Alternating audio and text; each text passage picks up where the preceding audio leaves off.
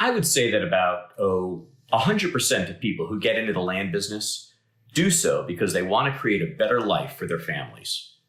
And while earning a good income, or even better, achieving financial independence really contributes to that goal, you haven't really created a better life for your family if you're working all the time.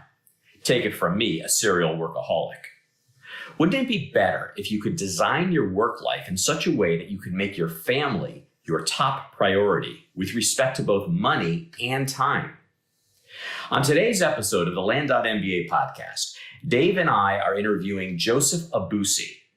Joe and his dad come from the commercial real estate world and made the strategic decision to pivot into land. He tells us how he developed systems and processes that have enabled him to not only scale his business, but also keep his family as his top priority. Oh, and if you hang with us to the end, you'll hear the ultimate tool on how to maintain the perfect chrome dome hairstyle. I think Dave's life just improved for the better.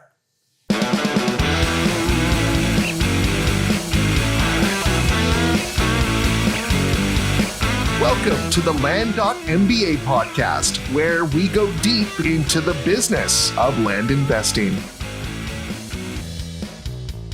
Joe, it is so great to have you on the show today. I mean, you and I have spoken so many times on the phone. You've been a Land.MBA customer for, well, I don't know, probably somewhere between 4 and 6 months now, I guess. It's been a pleasure getting to know you. But what I really like is getting to know your business. But before we get into the serious stuff, I can't help but notice you've got, is that an ASU jersey on the wall? Arizona State. Yep. I have to remind myself that at one point I did something other than, I don't know, be a dad. It's fun. Yeah, Arizona State played there 01 to 05. I only see you from the Zoom screen, but I know that if I was on the other side and you were coming at me, I would be scared. Well, I don't know if I could catch you these days, Howard. As I used to say in my high school days, you know, I was small, but at least I was slow. So. Yeah. I like it.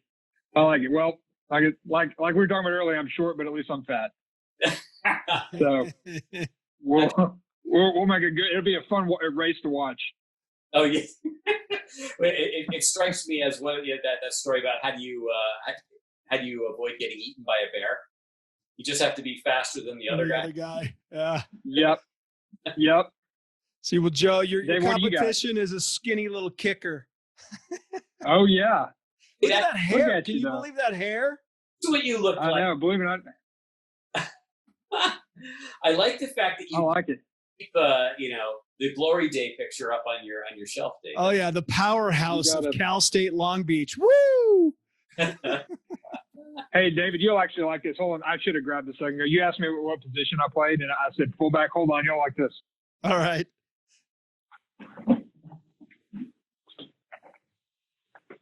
This is my Make Fullbacks Great Again hat. That's awesome. Since apparently we're a dying breed and nobody likes fullbacks anymore. Look. Oh, man. Exactly. I remember growing up in the San Francisco Bay Area, though, with Tom Rathman. That dude was such a stud. There's been some great fullbacks over the years, though. Yeah, I know. The one that always gets me is Mike Allstott. Yeah, he's a stud. God, his YouTube videos, every once in a while, I just have to look him up again and realize that there was a human that just dominated everybody he hit. And then you got to have Chris Berman, though, doing the play-by-play. Douche. That's right. Sound effects. Yeah, exactly. Yeah, man. Yep. So now I see absolutely. You're now in your sort of sports retirement, because if I'm not mistaken, I saw like a little putting green behind you in the office. Yeah, well, this is my only escape way. We have 2, about to be 3 kids, and everything that I came into my marriage with went into an attic and is now in my office. So it's pretty much everything I was able to salvage and hide in the attic. I've now brought to my office and put it up. Cave. So it's it. Yeah, it's a everything's here. So I'm really bad at golf, by the way. I don't have that there because I just need to practice all the time. I have to keep that there so that when I do play, I am still below average and just stay right below average in golf. So it's not not like excelling at putting. Hey, the mail's starting to hit. There you go. Let's dig in, man. So tell me, was there times that people who played team sports bring that experience into their business careers? What did you bring from your team sport experience into your business career? So I think the main thing is not in here. So that's obviously one of our game jerseys.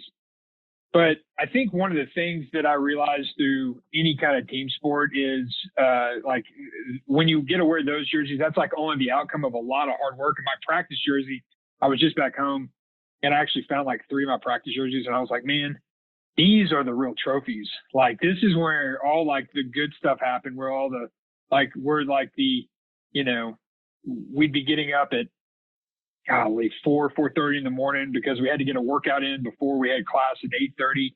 And, you know, it was just a lot of stuff that normal students didn't have to do. You know, they were getting up to go to class at 9, 10 o'clock and they've just woke up. I've been up since 4.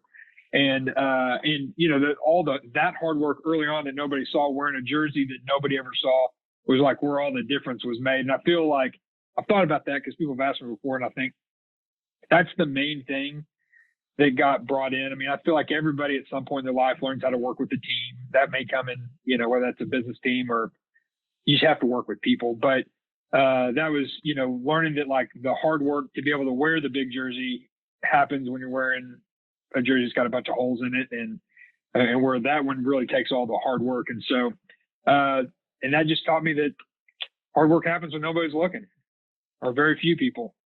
So, Love it. And how to dig in when everything's in. And I think one word that, or one phrase that I always used to hear was, is just like, embrace the suck. Cause that's, there's just, you know, nothing in life comes free or easy. And so you just kind of embrace the suck. And that's, at the end of that, usually good things come around. So yeah, that'd probably be the best thing that came out of that.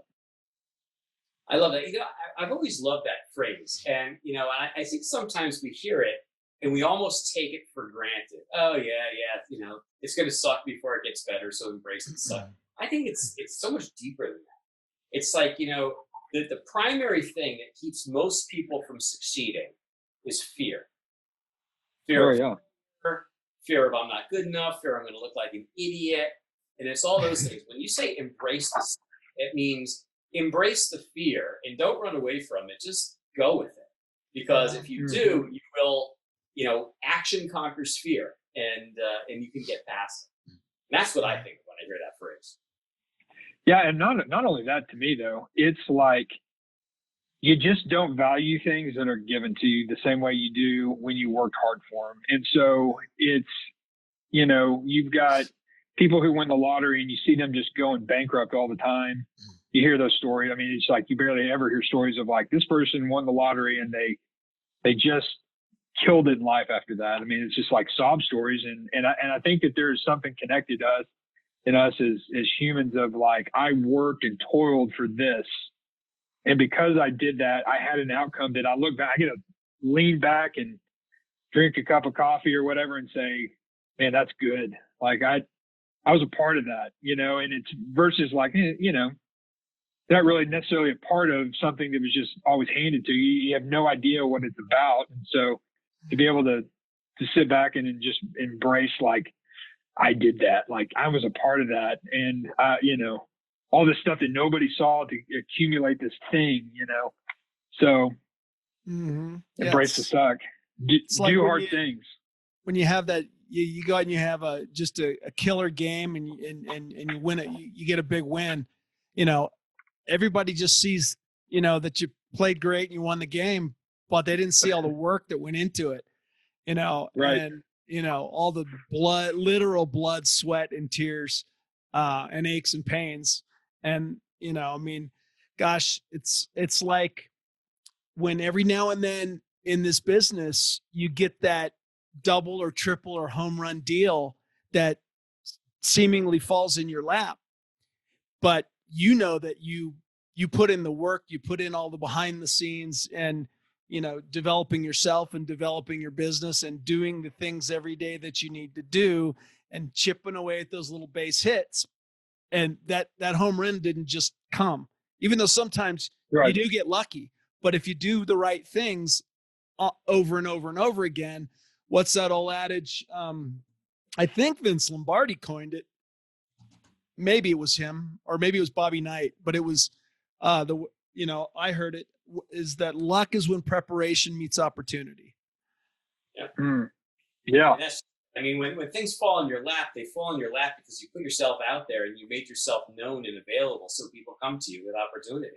If you didn't put all that work to make yourself known, then they're going to somebody else. Yeah. Have you ever been unprepared, Absolutely. and an opportunity came and you were not prepared? Yeah, or it came to you and you couldn't act upon it. Yeah. Yeah. Absolutely.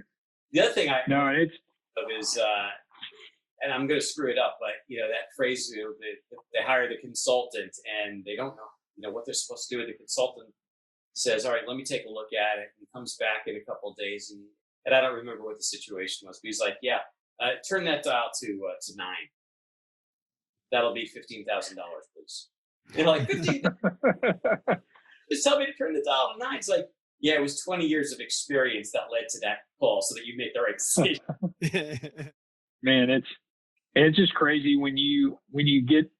Also, I don't know if you've ever done something where you put a ton of work into it, and then somebody kind of swoops in and they get to enjoy the benefits of it.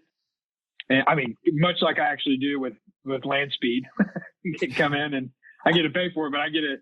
But even like David, looking behind you at that, I just put something together like your bookcase there, and in the order of who gives a dang in my household about that bookcase, it's like I'm at the top. Who cares? Because not only did we buy it, but I put it together, which really makes it a lot more valuable to me. Our wife's right underneath that. And then my boys, they could care less. They just showed up. And, when you don't put something together and you're not the one that's building it, sometimes you just, we all are part of things like that that you joined that you didn't build.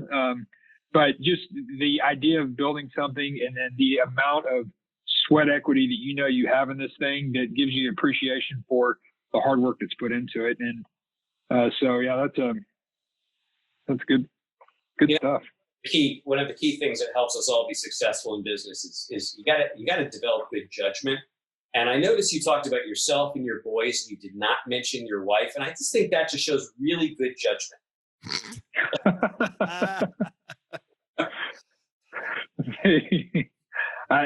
I did mention my wife there, by the way, Howard. I said she was right below me on Karen. Yeah, of course. But yep. Yeah, there you go. So there you go. What was your career path? What did you do after graduating college with your football degree? Man, yeah, with my football degree. So I had a long path to where I am right now. With a lot of like, what do I do now? When I first got out of ASU, I went from the Sun Devils over into actually ministry. So I was in youth ministry for 3 years with a camp in Missouri called Kanakuk, and then a youth ministry called Young Life. And so I was I was in there in Houston area, and then for 2 years, and then Kanakuk for 1. So I did that, and then I just was like, I'm glad I did this. I was involved in that my whole life, but then I was like ready to move on. And so this is going to sound like to everybody out there that I do love football. It's been a huge part of my life. However, I can't tell you how many times I was sitting, waiting to go into meetings with guys and thinking and talking about this. I will never be a football coach. I mean, I'm spending like 90-hour weeks already. What does a coach have to spend? Because they're here before us and leave after us. And anyways, So then fast forward, I got called by my old high school, and my brother was a junior in high school at the time. I'm about 9 years older than him. And he said, "Do you want to come coach here?" And I thought, I'm single. I was just about to make a career move to who knows what. And anyways, I was a teacher and a coach for 3 years, and there were some great things about it, but I was glad to move on out of that. I love football, but sitting in a room just doing X's and O's for hours on end and grading film and everything that I knew had to go into that went into it. So did that for 2 years in Wichita Falls, Texas, which is my hometown, and then 1 year here in Austin, actually coaching with some of my old football coaches from when I was in high school. And then from there, I got into real estate. I was in real estate. I flipped houses when I was in college. And then, so then I kind of went back to that. I flipped houses, started flipping houses here in Austin. And that's a whole different story. That is real fun to tell. As a natural entrepreneur from the beginning. I mean, most people can barely get through their grades and their partying, and let alone a house. That's impressive. Well, houses in college. Well, thanks. I had some really good men around me that were older and kind of were showing me the ropes. And so I was kind of fortunate enough to be surrounded by guys that were kind of said, "Hey, I think you should probably come learn how to do this." And I just said, "Hey, that sounds cool." I didn't, I wasn't as, it was fun. I was lucky to be who was around me. Yeah. But I've been an entrepreneur. I mean, I've had that spirit. My dad has his own company, and I think everybody that I'm related to has tried to start something or has something. So I kind of grew up thinking I'm going to do something, so I better start with flipping a house. Why not? Seemed the most achievable. So I did that for several years, actually with a cousin of mine here in town. Then got into insurance for a little bit, still on the home side, and then went to work for a company here in Austin that's a commercial real estate developer, and they also own industrial buildings. So they build like big multifamily apartments and have some offices. And they're in the Austin market, the Dallas market, the Houston market. And so for those guys, I kind of started off early on doing acquisitions for like they did CVS's, and that was really more for the owners. I did stuff for them and finding CVS's and Arby's and stuff like that. And that was kind of the smaller acquisitions. And then I started doing stuff for the company itself and was doing like the project side, and did a land deal actually for them here in Austin that we did into an apartment complex. And so had a portfolio of industrial buildings that I was kind of working on the project side. And so when I quit, one of the owners asked me if I'd start a company to do the maintenance up there, since I had been kind of managing all those contracts and knew what they needed and knew all the people that are in it. And so when I left, I went in to quit. I actually got a check for like 10 grand from a investment I did with them on an Arby's deal earlier that I didn't even know I had left over, which was great. And then they were like, "Do you want to start a company? We'll be your first client." And I walked out like a little dazed. I was like, "Did I just quit, or things go really right?" It was like the best quitting ever. That's awesome. Going in and they'd be like, "Man, this is great." So also, you want to start a company, and so then my dad and I was quitting to go to work with my dad, and we kind of had a general idea of what we wanted to do, none of which has happened. We went a totally different direction, kind of starting with the commercial real estate stuff. And I put together, I'm not really a maintenance guy as far as like knowing how to do all the stuff. I know when stuff doesn't look right, but that's not really my background. But I knew we could hire people like that. So we got a couple people on that were really good with the actual know how to do it. What I put together was kind of how to manage the team and reporting to the client and making sure we had we put a little technology piece into it that you don't really find in a lot of maintenance companies. And so it kind of helps just really with transparency to the client and really allowing us to track what's been done and how it's been done. So we've got that going still. We're going on almost 4 years with that. And it's almost to the point where it's running itself. Truly, I got guys that just go what they're doing, unless I don't even really have to step in, unless there's like a real problem, or So we you're add a good new at- property you're or something. So You're good at systems then, huh? I like systems. Yeah, That's good. Well, you after know I get what? done with the system, I'm kind of like, what do I do now? I want to hear a little bit more about your systems and how you brought the stuff from commercial over into your land business. But before we do that, Yeah. I got to say a few words about Land Speed. Hey folks, my name is David Van Steenkist, and I've been a real estate investor for over 10 years. I've used lots of different tools, but none of them has done for my business what LandSpeed does. LandSpeed covers every step in the land investing process, from ordering mailing lists to marketing, sales, and closing the deal. What I really like, though, is it anticipates my needs. When I think, oh, I wish I had a quick and easy way to evaluate return on investment on a potential property, look no further, LandSpeed does it. If I want to edit a deed after LandSpeed creates it, it can do that too. Most systems just stick you with a PDF that's uneditable, and you got to go back into the system and edit the fields and do whatever you need to do, and it's a real pain in the rear end. LandSpeed simplifies it. If I want to send 1 or 5 or even 40 neighbor letters at the click of a button, bam, LandSpeed does it. But even with all that inherent capability, you get access to LandSpeed Community, you get weekly mastermind calls, and you get the best mailing rates in the business with no volume commitment, which is freaking awesome. If I just want to pop one contract to somebody, I don't have to pay $1.50. I still pay the bargain basement rate. And on top of that, customer service is stellar, quick, and they just do a great job. I've been very, very happy, very pleased with it. And look, I've been running my business on LandSpeed for over 2 years. So take it from me. If you're serious about your land business, then check out LandSpeed at facebook.com/landbizautomation. That's land, B-I-Z automation. And if you want $100 off, tell them you heard it from me, David Van Steenkist, on the Land.MBA podcast.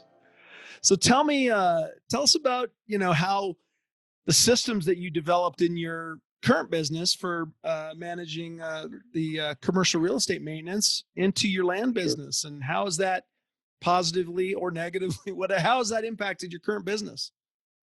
Well, it's both how, so the name of our company is Method Property Services. And so the whole thing about it, when our spill, when we give it, is like, there's a method behind how we move forward. It's not just like, hey, call a plumber, we're going to show up. Like we have steps. When our people get on the phone, they walk through processes and steps that in my mind seem logical, maybe not to everybody, but at least to me, it's like, hey, this is a way that we can logically walk forward in this. And you can always hire people who know how to do stuff. I just want to make sure that when we were saying we're doing something, we had a way that everything was falling in line. Everything was, if this happened, it triggered these things. And so that was really the method I wanted to use to move forward. It was applying logic to maintenance, if you will. And so really fast forward into land, my dad and I were wanting to get into the investment side of real estate. And a couple things about it. It's like, I'd been involved with a bunch of deals that were like 60, 70, $150 million. I really, being on the back of that stuff, I really did not want to raise and get into, or didn't even know if I could raise that kind of capital to get, it's just a world that I go, I just was like, I don't know that's, I'm not even sure I got that personality. I mean, it's just didn't really want to do that. So then we started looking at, what if we did some just like, one off, we find something, we put a deal together. We either try to do it ourselves or we bring a group in, and, we looked at that for a while. And then somewhere along the way, podcast, talking to somebody, I don't know what triggered it. I heard about land investing, and coming from A, the Austin market, B, kind of a commercial real estate background that specializes in investing. I was like, every time I read or watched something on this, and I pretty much watched everybody, at first you hear passive income, and it still, to me, makes me like cringe a little bit hearing the words. I just don't like it because I feel like I'm going to have, there's like somewhere at the top of this pyramid, there's somebody that's just laughing and bathing in $1 bills or hundreds or something. And I'm somehow coming at the bottom of this pyramid scheme is what it sounds like. It's just the terminology people use a lot of times. Sorry to both y'all if that's what y'all use in your marketing. But no, we use the term passive income with a wink and a nod. Yeah. And so exactly. So when I started getting into it, I realized, well, it's really not passive income. What I'm really looking for is automated income and stuff that I can be involved in it. And it's really, in the bottom end, is what everybody's actually selling. I feel like you get into something like this and you realize this actually takes work. If you don't think it takes work, then it's just probably not for you, and probably nothing's for you. You should go work for somebody else that will do all this kind of stuff. And so to be honest with you, I'm not looking also to just sit back and do nothing. To me, that sounds miserable. So, I want to build something, with my dad. And as we started looking at this, I thought, golly, I could, the ROI on these things is huge. And once I kind of like basically did phone call interviews with a bunch of different people, I realized, okay, this is like a legit thing. I'm not like, this is really at the bottom, at the end of the day, it's real estate. So once I realized that and started hearing a bunch of people about how you price all this, I quickly realized I need something that can manage this. And I'd been using some different platforms, and it makes my skin crawl thinking about trying to,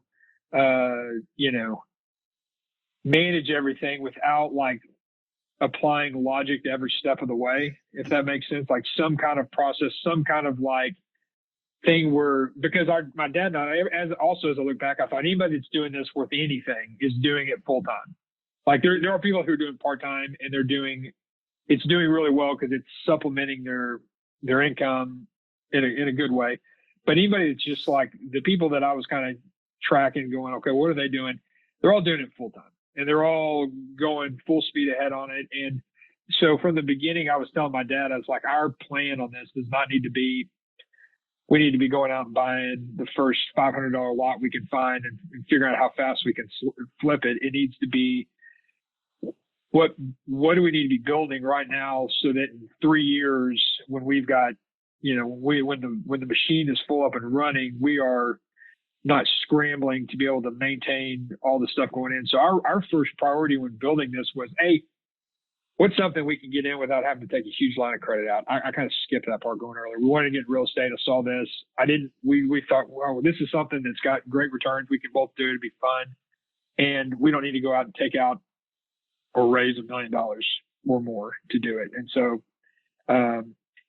so then it was like, well, how do we build this in a way? Because it's clearly numbers, and it's clearly, it's a lot of paperwork in the end. And it's a lot of follow up. It's a lot of, we have to have some systems. And so that's really the first time I saw Howard's stuff. Maybe the first thing I saw, I think I was maybe more impressed with Price Boss initially, which was his pricing tool. Cause that was like the biggest thing as a new land investor, if you will. It was the part I just could not get my mind around, especially coming from commercial real estate, working for a REIT where we had, a spreadsheet with 30 tabs on it, all linked together to figure out what the pricing was on these things. And it just felt like rolling the dice, and there was some number on it. I know that's not what anybody teaches, but I couldn't get my mind around the logic of this. And his Price Boss kind of like, that was the first step that got into it. And I think it was kind of the front door for me to looking at his land speed kind of the CRM. And so that's kind of what we have been building for the last 4 to 6 months is really, I mean, we're still sending mailers, we're still doing that, but honestly, we're less worried about what we're buying right now and what we're selling than we are practicing wearing not wearing that jersey back there, but wearing the practice jersey. And, seeing what works, what doesn't work, what are the platforms we need for when stuff starts coming in. And really within the last 3 weeks is really when we've started kicking up the machine of everything so that we can start handling more income. So that's all. And within Land.MBA, what we always tell our students is in the first 6 months is really a learning curve, right? Yeah. And so the goal, is to buy properties and to sell properties, because then through action, you're actually learning it, but you're applying the learning and you're doing it into real deals. And you're going to turn around, and when you sell those deals, you're going to make some money. But don't think of it like, wow, I just made money in the land business. Think of it like, wow, I just got paid to get an education. Because that first 6 months is all about education. Once you've kind of been through the whole circuit a few times and you start to internalize it, so okay, it takes all the mystery out of it. I always say when you know how to do something, it's all black magic. You must have some kind of magical powers to be able to do that. It's like, how is it that 3 people in 3 different parts of the country can come together in one session on video and be able to talk? It's all black magic, right? So, but once you understand how things work, then you say like, wow, is that all there is to it? I can do it. If I can do it, anybody can do it, right? Yeah. And get through that learning curve. And I think the way you're approaching this is so smart. And once you do that, and once you figure out that you've got systems and processes that will scale, now you can turn the spigot on and really go home and feel confident in what you're doing. It's great. Yeah, and it's different strokes for different folks too. I love your systematic approach, and I'm a little bit different in that. Like with my students, I push them out of the airplane and say, grow wings. So my thing is, let's get mail flying. Everything else we'll take care of it. We'll figure it all out when deals start coming in, because I want people to be able to pay for their education right now. Sure. And I think that approach is really important for, we thought through that on which way it should be. And for us specifically, like I said, different strokes for different folks. And the reason, we both had income coming in from other areas. And so, but we were also wanting to do this full time. And the second part of this is we both knew with my dad and my personality that we were going to be quitting. I think one of the best reasons to get people to see instant success with that kind of thing and see it's real is they're still trying to prove it to themselves that I'm investing myself in a good reason. So it is real important to get that out there, get your first sell, get some revenue. We both we literally had to sit down and look each other in the eye and said, we're okay with not doing it that direction, because I'm not trying to make an extra $5,000 a month on it. That's not my goal. Right. That's what my goal is going to require me to have, early and often, training for setting up what's going to be able to handle the kind of volume we want to eventually be doing. And so, we will sell and buy when we can on it. It honestly wasn't our first, and I don't know that that's the right move for everybody. And hell, it might not be the right move for us. It's just how it's kind of how we thought through it and thought, hey, we know we're in it. We need no more convincing. We need no more, then it was just like, okay, well, we want to do it what seems like the right way, and the right way for us on how we're going to operate. You're right. I think what you said on how you do it with your students is probably the right way for maybe a lot of people. That's actually to be determined for us. That almost every land investor goes through. The first big epiphany they have to have is this business is for real and it works. And then the second big epiphany is I can do it. And it reminds me of this meme I recently saw where there was this unicorn lying on the therapist's couch, and the therapist says, you have to believe in yourself. And, I mean, you're a serial entrepreneur. You've been doing entrepreneurial things since college. And the thing about an entrepreneur is, and I think this is the mistake a lot of people make, is they think, entrepreneurs, they're smart. They know how to do things. Actually, I don't think that's true at all. I think what defines an entrepreneur is they've got absolute confidence in their ability to figure it out. And that's it. That's right. Yes. Yeah. Be like Exactly water. right. Fit in where you need to fit in. Yeah. Yeah, So that's good. I like that. I would always tell people there's a huge difference between being entrepreneurial and being an entrepreneur. And the difference is you're willing to take risk. I was, for most of my entrepreneurial, because I've started companies, built new products, but I always did it inside of a corporation. They were taking all the risk. I was just doing all the work. And the reason I didn't do it on my own is because at that time, at the point in my life, I wasn't willing to take on the risk. Yeah. And so thank God It's like being an outside what was sales. You know, you're entrepreneurial as a salesperson because you got to go out there and you got to plan your territory and all that, and you're very independent, but you still have health care and a car and a base salary. So, and you're not coming out of pocket with any of your own money. Yeah. Oh man. What was the point for you guys? Just curious that y'all, what was the selling point that this business is real? And you realized I better figure out how to scale. Well, you want to go first, Howard, or you want me to? go for it. I was in real estate, so I was also flipping houses, and I'd been kind of in engineering for a while, management, sales, most of my career, and I had actually done a stint. I had sold a company, part of a company, or a company I was part owner in, moved over to and lived in Sweden for about 3 years, and came back to the States with a little bit of money in my pocket and no job. And, I was kind of looking for a business to start or maybe a small business to buy. And I took some Rich Dad courses and learned how to flip houses. And I flipped about, 15, 20 houses. And I did okay. But, I soon realized that I was working harder, had a lot more stress. And I wasn't really, at the end of the day, making much more money that I made in a sales job. Right. But I was a lot more stressed, taking a lot more risk. And then I think I heard a podcast, and I bought somebody's, inexpensive course. But because I had a lot of real estate experience and whatnot, the concepts came to me very easily. So, I devoured the course in a weekend, and within 3-4 days, I sent mail out. And I got some deals.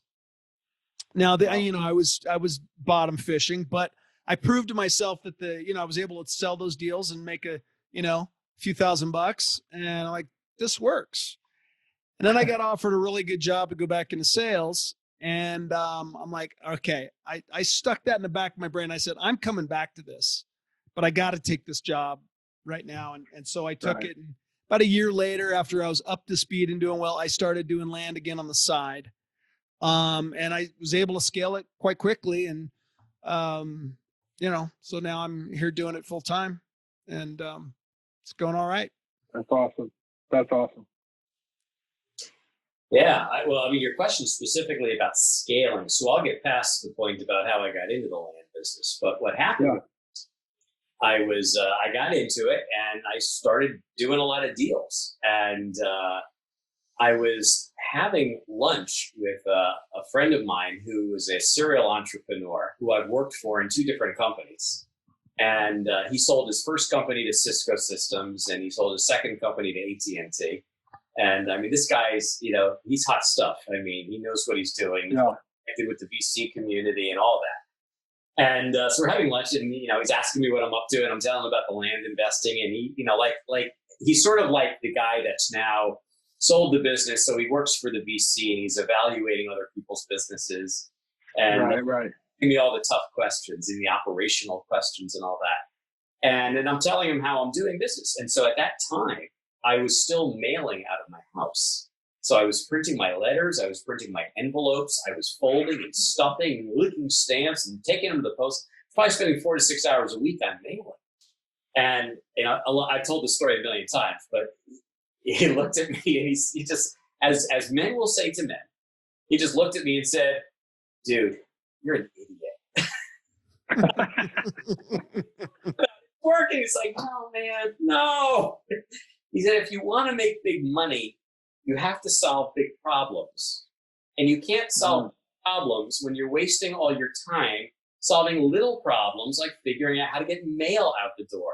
That's what you automate or pay people to do. Your time is way too valuable to be mailing letters.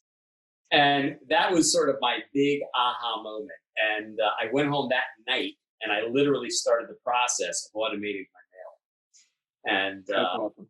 and then once I did that, I looked at the business and I said, all right, well, at a high level, there's 9 steps in the business, right? So I choose a county, I get a list, I scrub and price the list, I mail the list, I do due diligence on properties, I close on properties, I market properties, I sell properties, and in some cases, I default on properties. And that's pretty much the whole business end to end. I started just from that first mailing bit, and I said, you know what?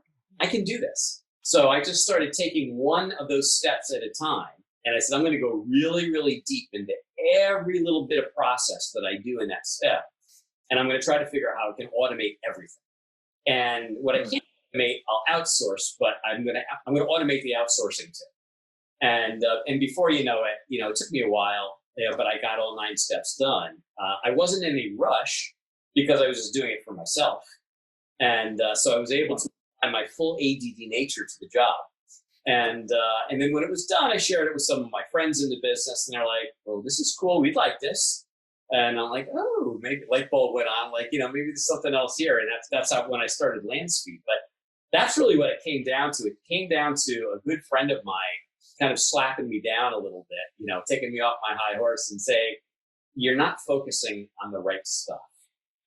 Man, that's good stuff. And I tell you, I pride myself on the fact that because of men like you, I've not had to mail a single letter out of my house. In fact, my printer's broken. So I just get to hit it off to click the mail and forget about it. But it's really funny, man. It's really hard to even monetize this part of the real estate business, that part of it, of the automation, because there's 9 steps in this, and I thought you're right, 8, maybe 9. But and even David, you said you flipped houses for a while. I mean, I could you even lay down how many steps it is to flip a house? No. There's so many steps, and in the time that you did that, and you really may make nothing sometimes. I mean, the market could do something weird. You could get in there and you've got a foundation issue that you just have to fix, and all of a sudden you're working 4 months for $100, or you're working 4 months to pay something else.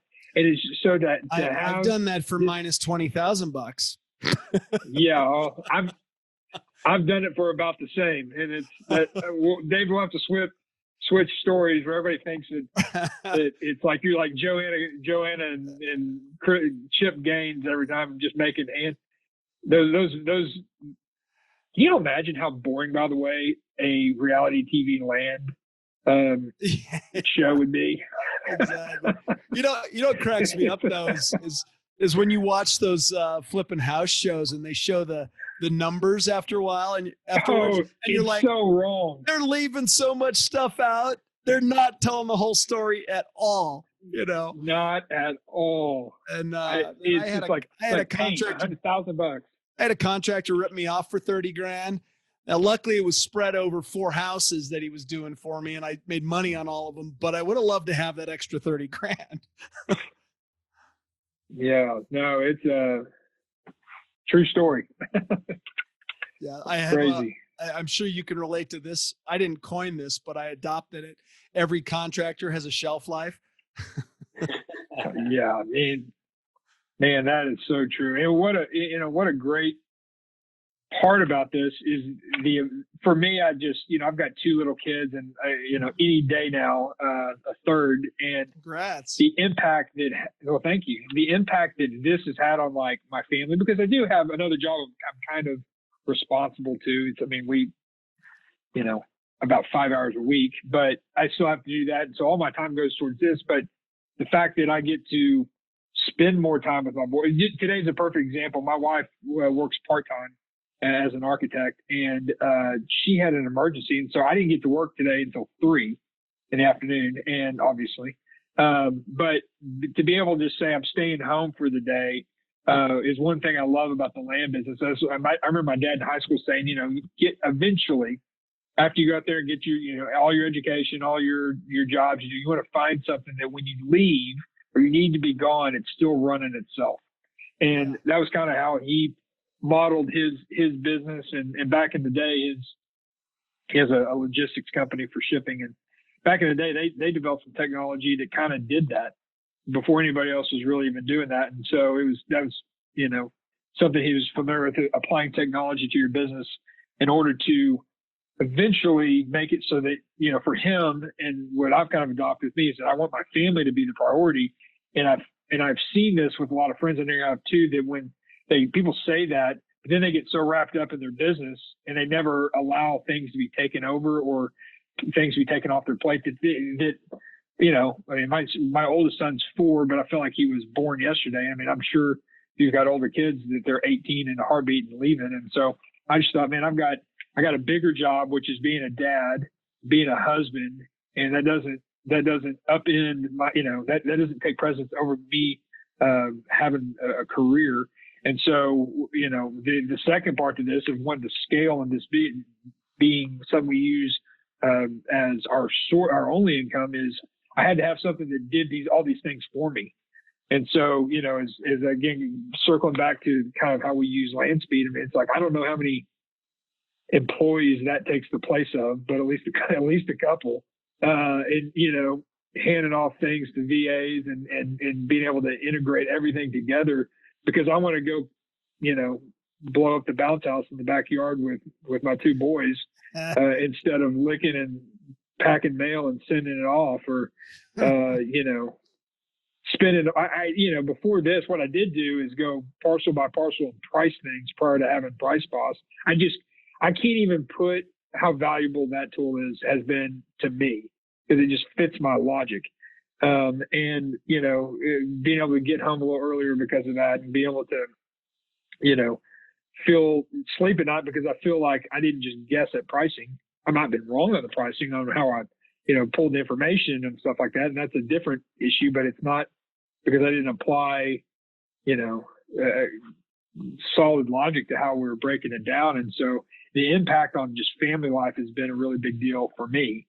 And knowing that I can take days off like this, or I can go to Colorado and go to the beach, and things are still moving. Go to the beach in Colorado? Go to the beach. Yeah, go to the beach. Well, they do have sand up there. They have great sand dunes, whatever it's called. True. The beach down here in Texas, they're up in Colorado. Yeah. Have you been there? It's beautiful. Have you ever been there? It is gorgeous. Yeah. I haven't spent a lot of time down there. I've just pretty much driven through, but it is pretty. My dad took us there when I was in high school as a family, and I don't remember the build up to it, but I just remember thinking it was the strangest thing to see mountains, and then all of a sudden, like sand dunes pushed up against the mountain. I suppose they got blown onto there after millions of years of coming off the river. Anyways, weird deal. It's pretty interesting, but a lot of fun. Yeah. Is it just me, or is it getting harder and harder to count on a job for our financial security? Who would have ever believed that we would go from the lowest unemployment in 50 years to 40 million people unemployed? Whether you have a great job and want to create a second income, or you're recently unemployed, you need to check out Land.MBA, your one-stop shop for land investors. Investing in vacant land is a proven business model that can help you build a reliable, scalable second income. Imagine a business where you love what you do. There's no limit on how much money you can make. You can operate your business from anywhere in the world with an internet connection. And best of all, you can never be fired or downsized. If this sounds good to you, Land.MBA provides everything you need to get your business up and running and delivering income quickly. You get education, an end-to-end video course and optional coaching to help you get started faster and turn your energy into income. You get tools so you can automate and outsource the busy work and stay super organized. You get access to a thriving community of like-minded investors, which is a powerful way to share best practices and develop potential partnerships for growing your business. And finally, you get access to deal financing so you never have to pass on a great investment opportunity due to limited funds. Our team has over a decade of real estate investing experience and has the knowledge and experience you need to help navigate any investing scenario. And with Land.MBA, we hold nothing back. Because there are no upsells, you get access to all of our combined knowledge right out of the gate. So don't wait to provide your family with financial freedom. Sign up today for Land.MBA's Soup to Nuts Land Investing video course. Just go to courses.land.mba and use coupon code FREEDOM to get 25% off. That's courses.land.mba, coupon code FREEDOM. And let us help you say goodbye to your JOB and hello to financial freedom. But where are you going with this, Joe? What are your big plans for the business? Do you have any objective? Yeah, I mean, Sure. I'd say my main objective and what we're doing is what I was saying with family. That's the ultimate goal. Is I'd like to be able to take my family places. If they, feel that I also love the fact that, a lot of different businesses you couldn't really explain to your kids, but already my 4-year-old, at least not my 2-year-old quite yet, but my 4-year-old, I'm able to kind of show him stuff. He's already asked if he has $5. Can I put $5 into that? And he's like, yeah, sure. Let's, it's a very explainable to little kids, because in the end of the day, and David, you said earlier, you kind of got the real estate part of this, and Howard, knowing you, I'm sure you've done a million things too. It's some of it probably being in real estate. I understood how to buy a property. Like, I knew what a deed was. I knew where to find them on CAD, how to call the none of that stuff. The only part that actually made me nervous about this is selling stuff on Facebook. That was the one thing I had never done. I've never sold property on Facebook. And that's been my biggest learning curve, probably. But I love going back to I love that it can influence my family and impact my family in so many ways. But secondly, with my dad, we want to grow it so that it eventually replaces his income at his other business. So he can, if that ever scales out, he can back that out. I'd like that to be able to support us on our side. I think what that looks like long term is that we have a portfolio built up of term deals. We've heard this before. I did not make this up. This is not hard to find, but we would like the setup where we have 80% term, 20% cash. Clearly at the beginning, I would like that to be more on the cash side, just to build up. I'd love to also to never have to take out money on any of this stuff, unless we're doing a lot larger deals, which we would like to in the future. But I'd like to have, our kind of goal in the next 3 to 5 years is 300 to 500 properties under term. That's the long term. I think it's probably ambitious, but it's doable. Why shoot for something? Why shoot for something you know you can do? So that's right. So I think I might be able to do this, but it's so that's kind of our long term goal. That's our next 3 to 5 year goal on this, and where we've got a solid stream of income on here. We've got maybe several different people working for us on different parts of this, and see where that goes. Yeah. I loved what you said about something you could explain with your kids, and you kind of get them involved and use it as a life learning tool. Sure. And your 4-year-old wants to throw in. I love it. He wants to throw in. He's got $5. What'll that give me, Dad? I was like, well, yeah. I'll double your money. I promise that. My son wanted to invest in some precious metals.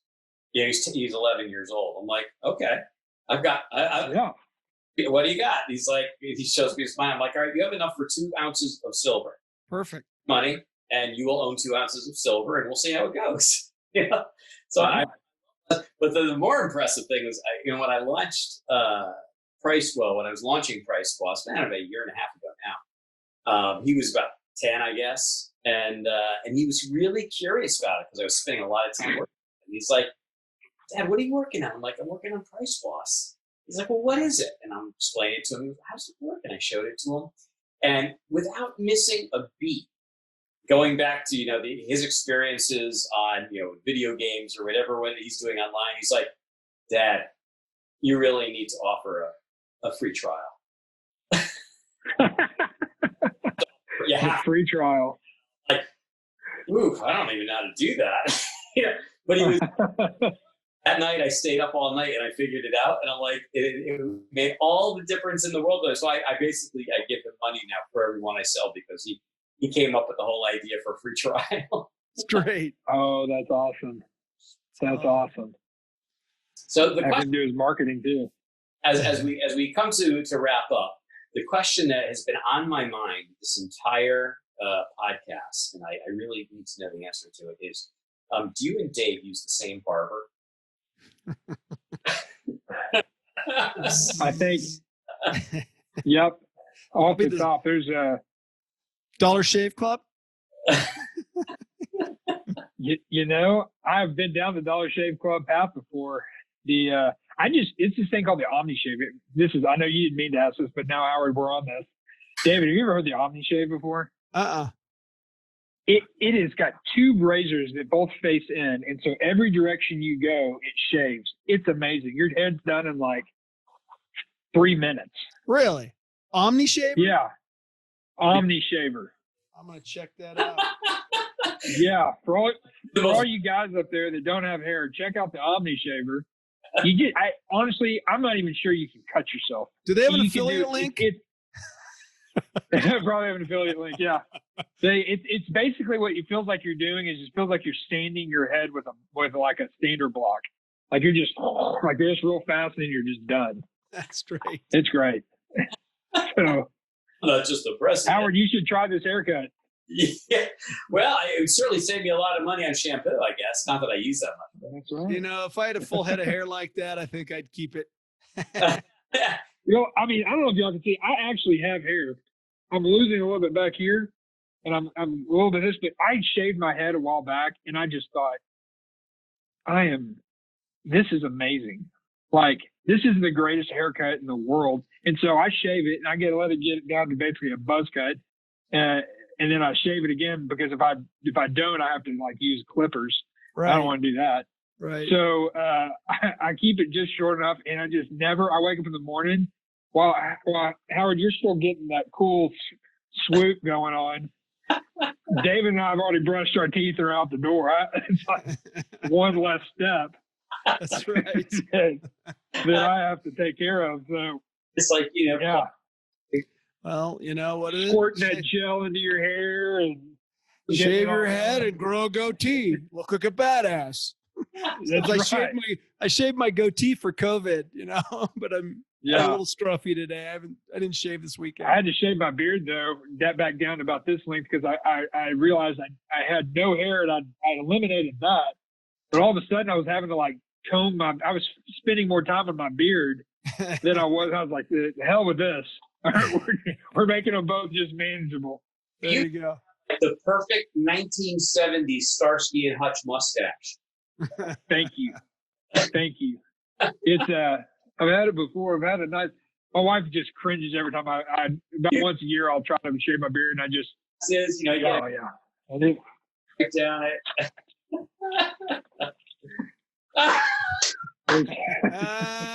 Perfect. Oh, there you go. On that note. Thanks guys for having me on.